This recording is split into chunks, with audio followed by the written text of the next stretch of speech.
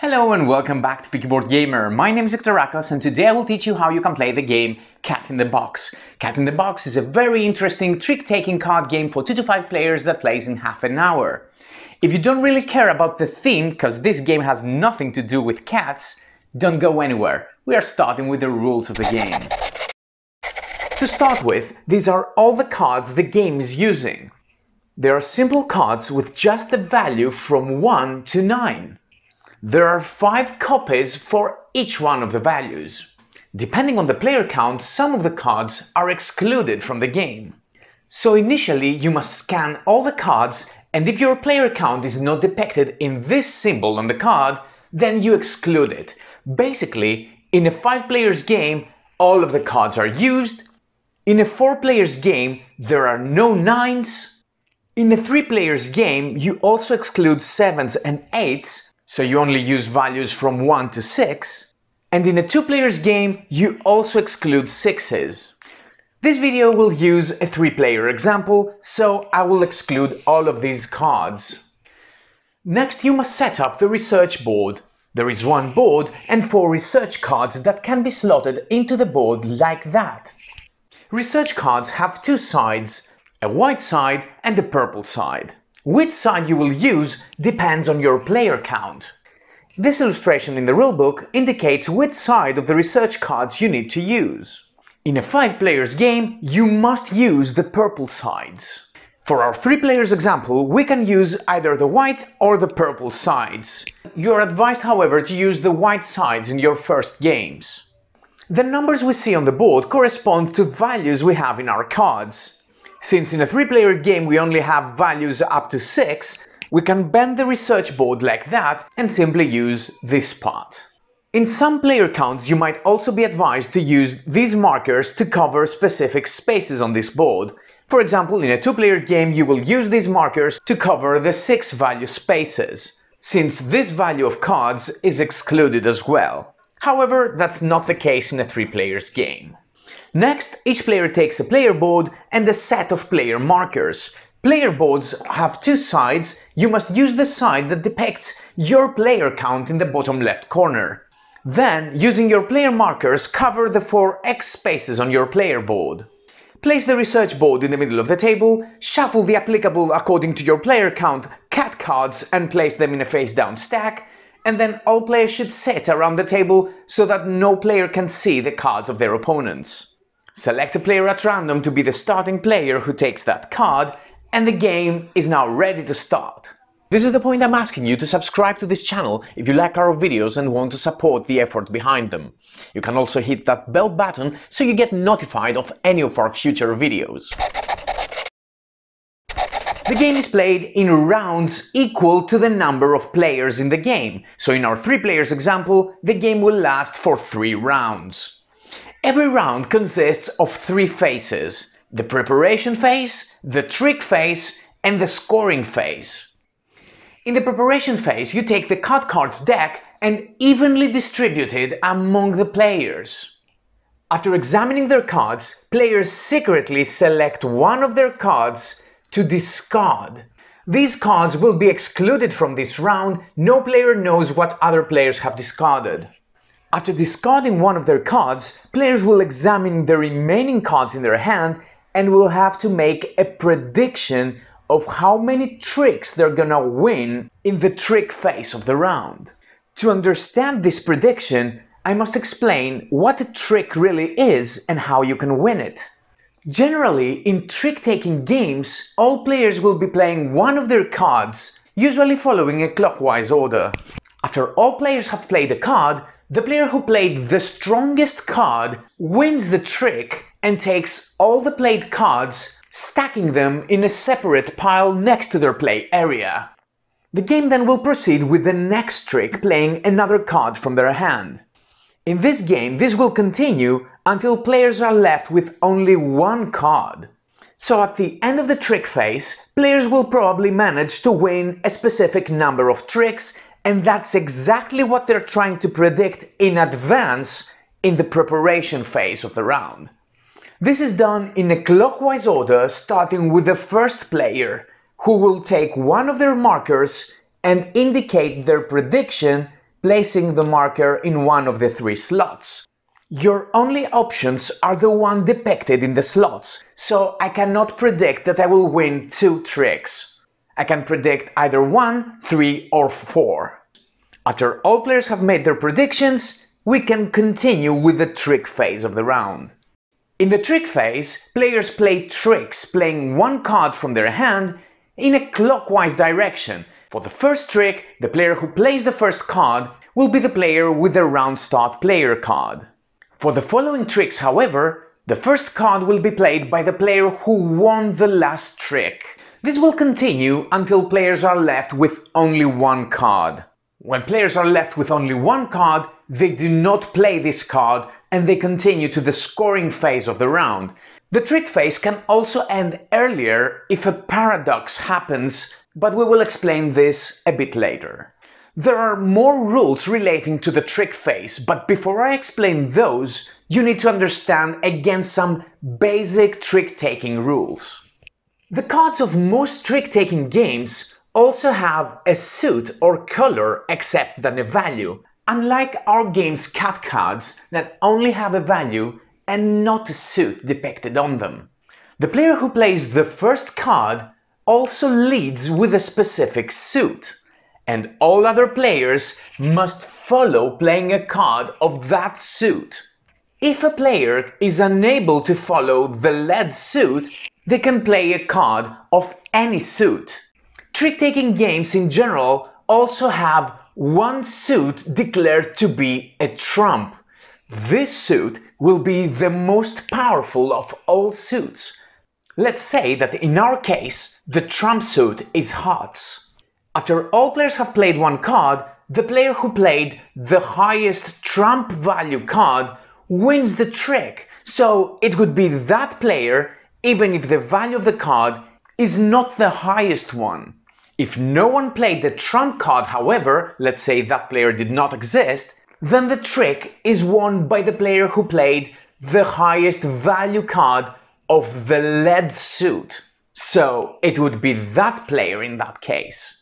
Keeping this in mind, this is exactly what's happening in Cat in the Box. Also here we have 4 suit colors, red, blue, yellow and green, and the trump color is always red. But how do you declare the suit if the cards you play only have a value? You specify suit by playing your card in a specific side of your player board. So now I have played a yellow 5. If I place the card here, I have played a green 5, and now a blue 5, and so on and so forth. After you've played your card, you take one of your markers and place it to the slot of the research board that corresponds to the value and suit you have played. And here we are face to face with some limitations. You cannot play a value and suit combination if the corresponding space on the board is not vacant. So I cannot play my 5 as blue or as yellow because these spaces are occupied. I can either play it as green or red. During setup, you placed 4 markers in the X spaces on your player board. If these markers are removed from your board, revealing this X, and we will explain how this happens, you cannot play any of your cards as that specific suit. You must always choose the other ones. So in that situation, my only option to play the 5 would be a red 5. These 2 limitations apply to whenever you play a card. There is, however, one more limitation that applies to the player who plays the first card in a trick. If you're playing the first card in a trick, you can never play it as the trump color unless the trump color has been broken. By broken, we simply mean that there is already one player token in one red space. So if that were the situation before I played the card, I can't start the trick by playing it here, since the trump color is already broken. So knowing all that, all players will play a card and one of the players will win the trick. Let's say that the trick was led by that player who played a yellow 5, the next player followed with a yellow 6, and the last player played a blue 4. So who won that trick? Since no one played the trump suit, which is red, the trick is won by that player who played the highest value card of the lead color, which is yellow. But wait a minute, since all cards can be played as any suit, why did that player not follow the yellow suit playing the card here? Let's explain that. One explanation could be that the player might not be able to play any of their cards as the lead color because all the corresponding spaces on the board are already taken, so I could not play a yellow 4 or a yellow 6. However, this game gives you the opportunity to willingly declare that you cannot play the lead suit even if you can. So I can declare that I cannot play yellow and play my 4 as a blue card. By doing so, I will definitely lose the trick since I did not follow the lead color. Or if I really want to win this trick, I could play my 4 as red and win the trick if no other player plays a higher trump card. Remember, your main goal is to make your prediction come true and not win or lose all of the tricks. Important: whenever you do not follow the lead color, willingly or not, you must remove the marker from that color's space, revealing the X. This means that for the rest of the trick phase, I will not be able to play any of my cards as yellow suit. Each time you declare that you cannot play a specific suit, you decrease your playing options. At this point, this player can only play their cards as yellow suit. If on their turn a player is unable to play any of their cards, then they have caused the paradox. This player must now show their hand to other players to prove that the paradox has been created, and the trick phase ends immediately at this point. Even if the game is in the middle of a trick, and the research board will remain as is. Important: you cannot falsely declare that you have created a paradox. If you declare a paradox and one of your cards could be played, then you have to play the card and you have just revealed your hand without reason. Make note that you are trying to avoid creating a paradox because you will score negative points. In scoring, players score 1 point for each trick they have won. But if a player caused a paradox, then that player only will score -1 point for every trick they have won. Finally, if you did not cause a paradox and you have won tricks equal to your prediction, then you gain bonus points on top of this 1 point per trick. If you have achieved to score these bonus points, you must find your biggest group of markers on the board which are linked with orthogonal adjacency, you do not count diagonals, and you score 1 point for each marker in that group. The biggest group for the blue player is this here, and that player would score another 3 points as a bonus if they have successfully predicted the number of tricks they would win in the previous trick phase. After the scoring phase, all players take back all of their markers and they reset their personal board. The round start player card is then passed to the next clockwise player and you begin the next round. If you finish the last round of the game, then the game ends. Tally up your scores and the player with the highest score wins the game. If there is a tie, then the player who scored the most victory points in the last round wins the tie. After that, all tied players share their victory. There are some differences if you play the game with 2 players. At first, during setup you will also need the player markers of an unused color. In the preparation phase, you always deal 10 cards to each player. The 5 cards that remain are placed in the middle of the board facing downwards. Then, randomly reveal 3 of these cards and use the neutral player markers to cover the corresponding values on the green row of the research board. If you get 2 cards with the same value, then you will cover also the same value in the yellow row. If all 3 revealed cards have the same value, then you would also mark the same value in the blue row. Without revealing the 2 cards, place all of these cards next to the research board, excluding them from this round. Another difference in the two-player mode is that players do not make a prediction in the preparation phase.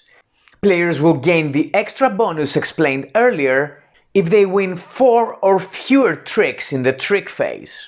All other rules we explained are exactly the same. And that was the video for today. I hope you liked it. If you like our videos and want to see more videos like that, please subscribe to our channel. Until next time, have fun and play more board games.